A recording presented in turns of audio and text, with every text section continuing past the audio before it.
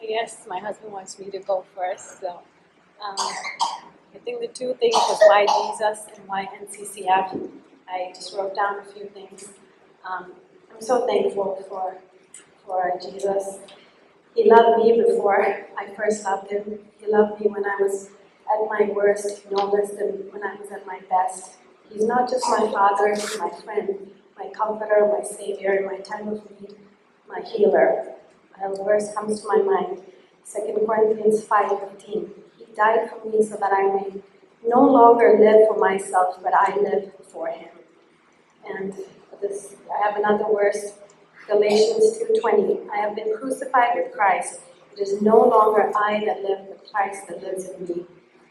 And a few words from my favorite hymn, how deep the Father's love for me, that he should give his only Son to make a wretch like me his treasure. I will not boast in anything, no gifts, no power, no wisdom, but my boast is only in Jesus Christ, his death and resurrection. And the second thing is why NCCF. We've been coming here for a little while now, and I feel like this church is like an ark that I foresee protecting my family from all the dangers of the world, and I see each one of you working together in unity and humility to build this ark. So we want to be a part of. That's why we want to be a part of NCCF.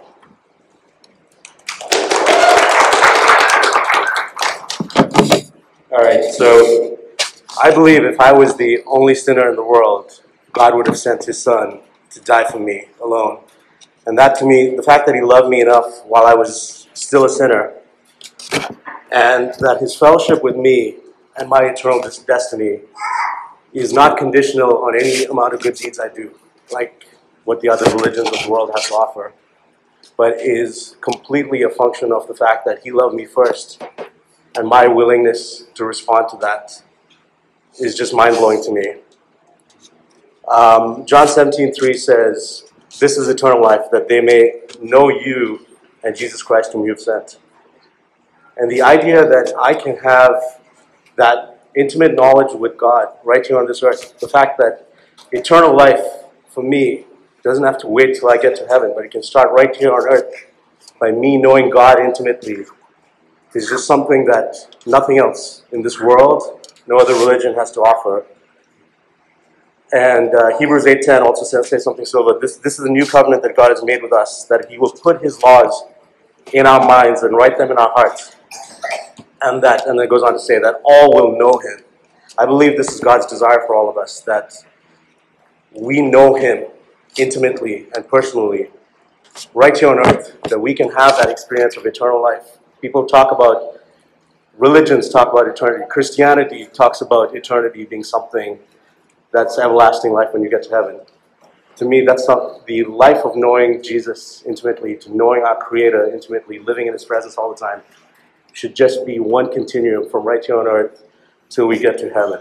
And that's what Jesus means to me.